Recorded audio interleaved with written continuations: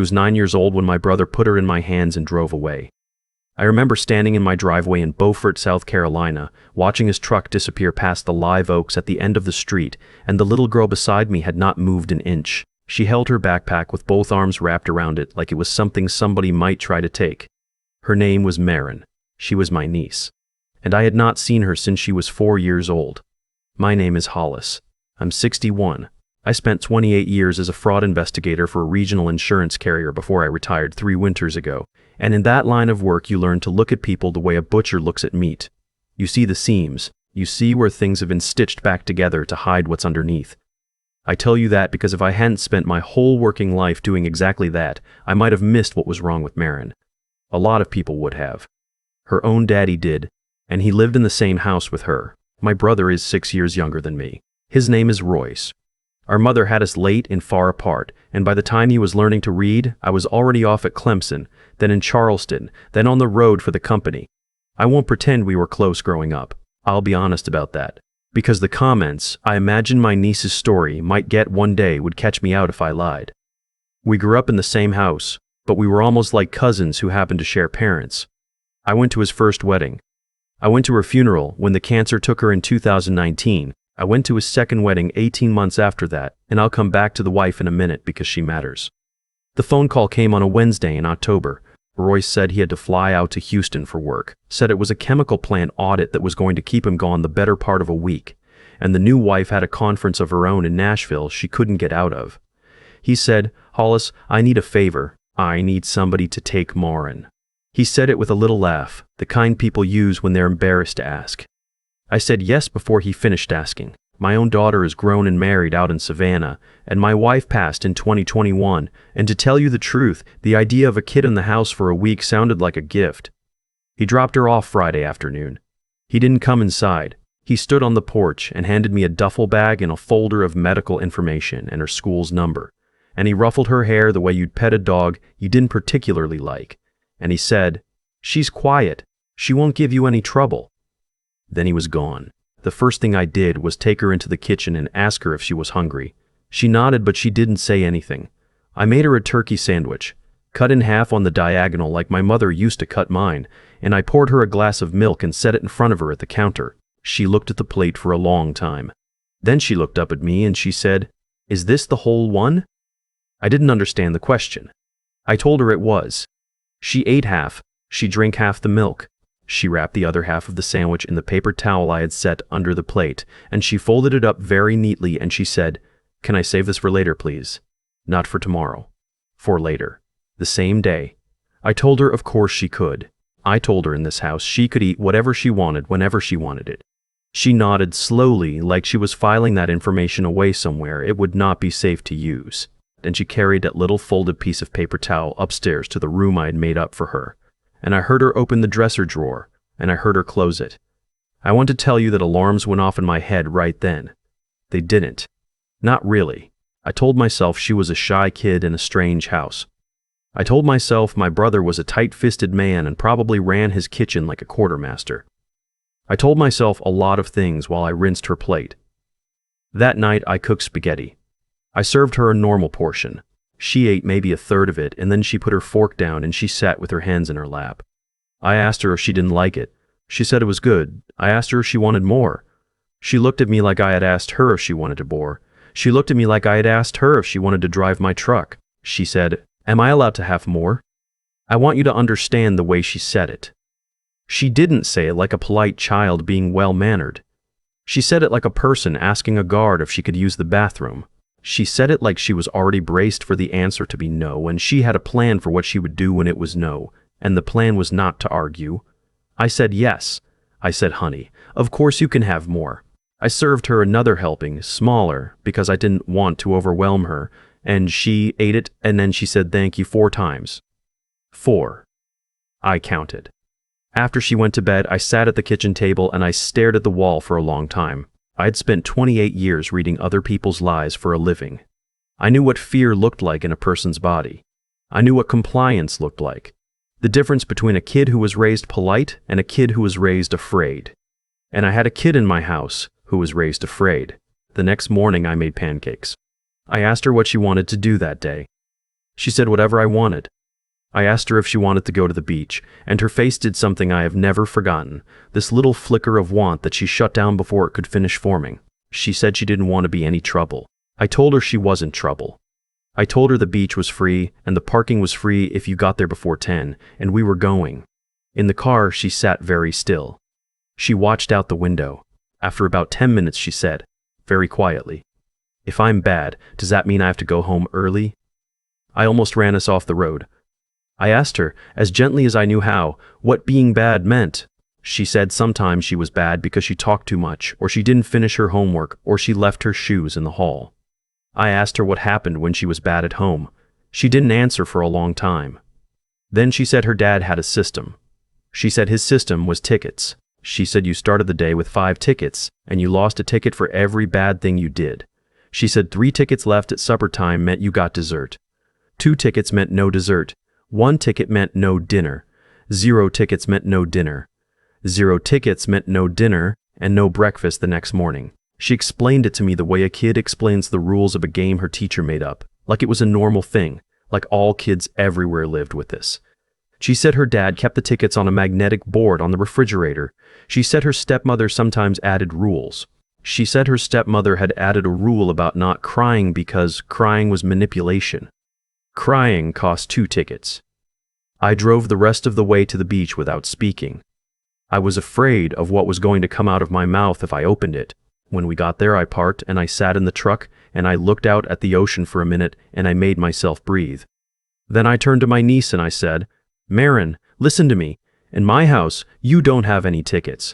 You can't lose anything. You can't run out. You eat when you're hungry. You eat as much as you want. You cry if you need to. Nobody's keeping score. Do you understand me?" She looked at me with those huge brown eyes and she said, "But what if I get used to it?" I had to get out of the truck and walk down to the water by myself for a minute. That afternoon, while she napped on the couch, and she napped like a kid who had not slept properly in a long time, deep and hard with her mouth open, I went up to her room. I told myself I was just putting away the laundry I'd done. That's not really what I was doing. I opened the dresser drawer where she'd put the folded paper towel from the day before.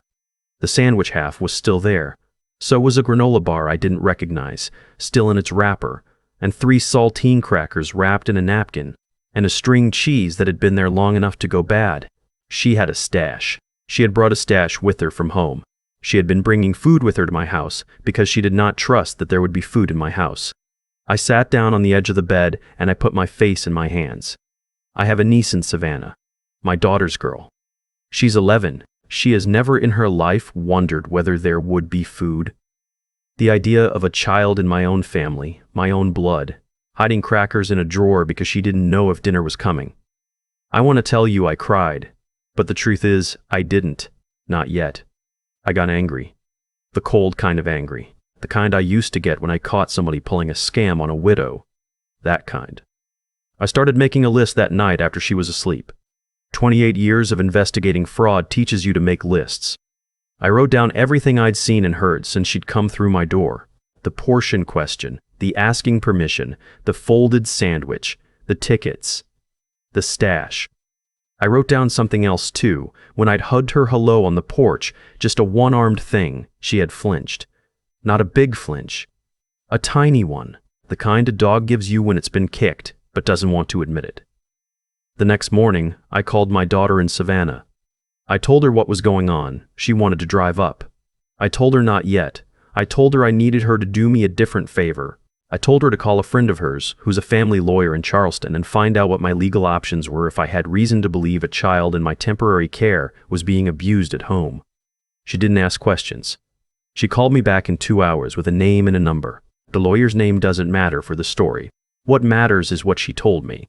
She told me that if I called the South Carolina Department of Social Services and reported what I had observed, they would open an investigation. But they could not stop my brother from picking up his daughter on Friday when he flew back into Charleston. She told me the fastest path to keeping Marin safe was an emergency custody petition, and I would need evidence beyond what a kid had told me, because a kid telling a story to a relative is hearsay, and my brother would deny everything. She said photographs, documents, anything I could get my hands on. That's where my old job came back to me. Because I knew how to investigate a man. I had done it 1,000 times. That evening I sat down at my computer and I started pulling. My brother Royce is on every social media platform there is. So is his wife, whose name is Camille. Camille especially. She runs what she calls a wellness blog. It's mostly photos of her kitchen and her workout schedule, and these long captions about discipline and intentional living. I had never paid any attention to her blog before. I went back through 18 months of it that night. I found the ticket board. She had photographed it, in a post from August, talking about structured parenting. There was a picture of my brother's refrigerator, and there in the corner of the picture was a little whiteboard with 5 magnets on it, and the name Marin written across the top. The caption talked about how children thrive on consequences, how modern parenting was too soft, how her stepdaughter was learning the value of self-control. There were 200 likes on it. People in the comments were asking for more details about the system.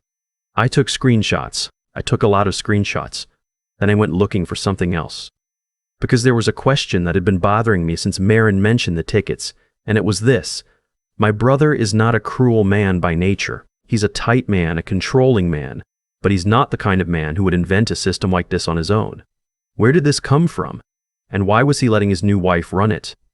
The answer, when I found it, was money. Royce's first wife, Marin's mother, was named Eliza, and Eliza came from money.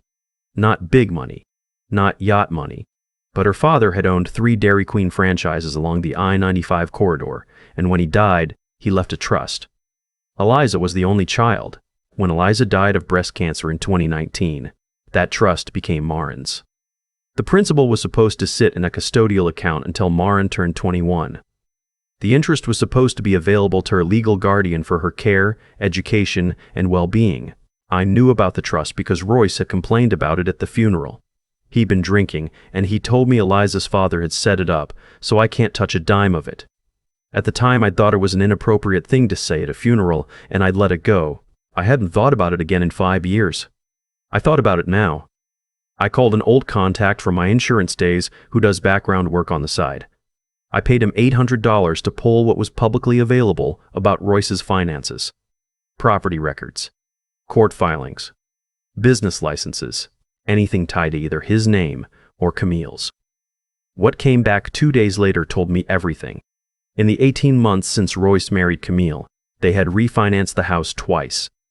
They had bought a 2024 Ford F-150 King Ranch, sticker price $78,000.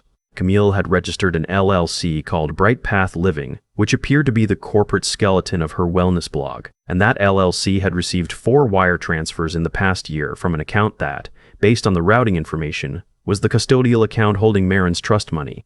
The transfers totaled just under $90,000. They were classified as consulting fees and educational expenses. Marin was 9 years old and homeschooled, by the way, by Camille, who was billing the trust for educating her. I had her.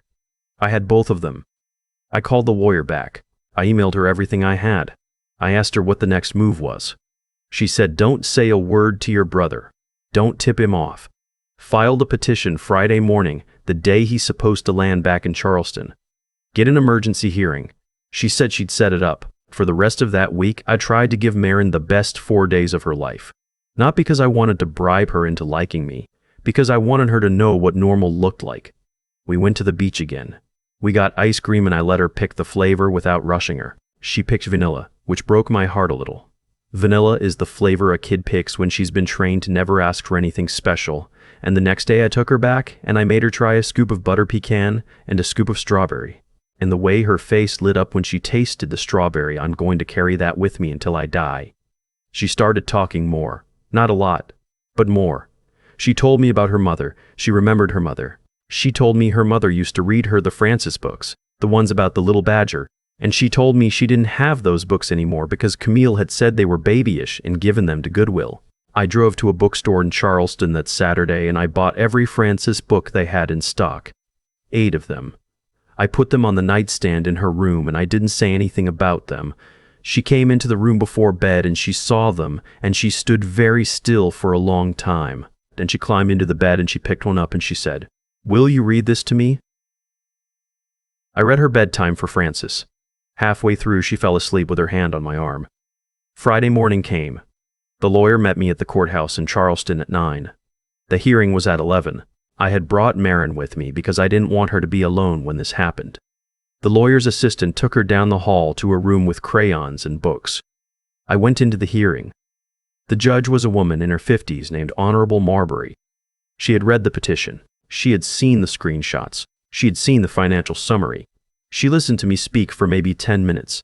About the sandwich, about the tickets, about the stash in the drawer, about my niece asking me if she was allowed to have more food in her own family's kitchen. The judge did not interrupt me once. When I was finished, she signed an emergency order placing Marin in my temporary custody, pending a full investigation, and she signed a separate order freezing the custodial trust account effective immediately. We walked out of that courtroom at 20 after 11. My brother's flight was landing at 12:15. He called me at 1. I was sitting in my truck in the parking lot of a Cracker Barrel halfway between Charleston and Beaufort, with Marin next to me eating a biscuit. He called me 8 times in a row. I let it go to voicemail every time. The lawyer had told me not to speak to him. The 9th call I picked up because I knew he wouldn't stop. He didn't yell at first. He said, "Hollis, what the hell is this?" He had a sheriff's deputy at his door, he said, with paperwork. He said, "What did you do?" I told him I had done what he should have done 5 years ago, when his wife died and he was left with a little girl who needed him. I told him I had done what our mother would have done if she had been alive to see what he was letting that woman do to his child. I told him I had screenshots of his wife bragging about the ticket system on the internet, and I had wire transfers from his daughter's trust account into his wife's LLC, and I had a 9-year-old in my truck who had asked me if she was allowed to have more food. I told him he could be angry at me all he wanted. I told him I would see him in court. He hung up. The full custody hearing was in March, 5 months later. I won't make you sit through all of it. Camille hired a lawyer and tried to spin the ticket system as behavioral structure. The lawyer asked her on the stand, on direct, where the idea had come from. She said it was from a book. She named the book. The book did not exist. Her own lawyer's face did a small thing when she said that. My lawyer found a book that night. The real book it was loosely based on, and the real book said nothing about withholding food. The real book was about chore charts. Royce got on the stand and tried to take the blame off Camille. He said he had agreed to the system. He said he had thought it was fine. He said his own father had used food as a disciplinary tool with him as a boy, and it hadn't done him any harm. I want to tell you he was lying about that, but the truth is, our father did do that, sometimes to him. He had not done it to me, because I was 6 years older and gone by then. The comments on the internet I imagine on a story like this would ask me, fairly, why I hadn't known, and the answer is, I hadn't been there. I had been at Clemson by the time my brother was 9. I had not protected him when he was small. That is something I have to carry. But I was not going to fail his daughter the way I had failed him. I said that on the stand, when my lawyer asked me why I had moved so fast, why I hadn't given my brother a chance to fix it. I said, because I was 6 years old when our father started doing it to my brother, and I went away to school, and I didn't think about it again. And now I am 61, and that boy I left behind is doing it to his own daughter. And I am not going to let one more child in this family go hungry as a punishment. Not one more. The judge wrote something down when I said that. I saw her write it. The ruling came down in April. Full custody to me. Supervised visitation only for my brother. Contingent on completion of a parenting course and individual therapy. No contact between Marin and Camille for a period of 2 years, after which Camille could petition for supervised contact if she chose to. The custodial trust was ordered restored. The $90,000 Bright Path Living had taken out had to be paid back, with interest, within 24 months. The judge added a personal note in the ruling. She wrote that withholding food from a child as a disciplinary measure constituted neglect under South Carolina law, regardless of whether bruises or weight loss were present, and she wanted that on the record for future cases. Royce paid back the money. I don't know how. I think Camille's father helped him. They sold the F-150. They downsized the house. Last I heard, they're still together, which is between them and God. Marin is 11 now. She lives with me full-time. She goes to a regular public school in Beaufort. Her teacher told me at the parent conference in October that Marin is one of the kindest kids in the class, that she always shares her snack with anybody who forgets one. I had to leave the conference for a minute when she said that. She still keeps food in her room sometimes. The granola bars, the crackers, not as many. Her therapist says it might be a while before she stops completely, and that's all right. and I shouldn't push her on it. I don't push her on it. Sometimes when I'm putting laundry away, I open the drawer and I see 2 granola bars in there and I just close the drawer and I go on with my day. We read the Frances books still, even though she's too old for them. We read 1 chapter on Sunday nights. It's our thing. Last Sunday, she fell asleep against my shoulder halfway through Bread and Jam for Frances. And I sat there on the couch and I listened to her breathe. And I thought about my brother in his truck 5 months ago driving away down the street. And I thought about how he had handed me his daughter like she was a package he didn't want to carry anymore. And how that one act, the one he meant as a favor to himself, had been the thing that saved her. I don't know if he's grateful. I don't think he is. I don't really need him to be. She's safe. She eats when she's hungry. Nobody in this house is keeping score. That's enough for me. I've thought a lot, in the months since Maren came to live with me for good, about how a thing like this happens. How a man I grew up with, a man who shared a bedroom with me until I was 12, ends up the kind of father who keeps a magnetic ticket board on his refrigerator. I don't think Royce woke up one morning and decided to be cruel. I think it was smaller than that. I think it was 100 small choices, each one a little easier than the one before, until the shape of his life was something he wouldn't have recognized if you'd shown it to him at 25. That's what I want anyone listening to take from this. Cause and effect doesn't always announce itself. Our father used fruit as a weapon on my brother when I wasn't in the house to see it, and my brother carried that into his own kitchen 40 years later. And then Camille came along and put a name on it and called it parenting, and a 9-year-old started hiding granola bars in a drawer. None of those steps was inevitable. Any one of them could have been stopped if somebody had been paying attention. I wasn't paying attention. That's the hardest part of this for me to sit with.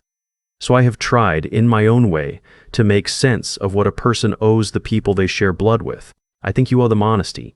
I think you owe them the truth even when the truth costs you a brother. I think being decent is not a feeling, it's a decision you make over and over, sometimes 10 times in an afternoon. And the people who get it right are not the ones who feel the most love. They are the ones who keep choosing it when love runs thin. And I think there's a kind of courage that gets very little credit in this country, which is the courage to do something slow. To pull records, to make lists, to take screenshots at midnight, to call a lawyer instead of calling your brother. None of that is dramatic. None of it makes you feel brave in the moment. But Maren is sleeping safe in a room with 8 Frances books on the nightstand tonight because I sat at a kitchen table and did the boring, patient work of building a case instead of doing the satisfying thing, which would have been picking up the phone and screaming at the man who fathered her. If I have any advice for somebody watching this who sees a kid acting the way my niece acted, it is this. Trust the small things. The flinch. The folded sandwich. The question that sounds too polite. Children rarely have the words for what's wrong, but their bodies tell on their parents every time. Pay attention. And if you're the only adult in that child's life who is paying attention, then it falls to you. It falls to you whether you wanted it to or not. That's not a burden. That's a gift you didn't know you'd been given. Maren was mine,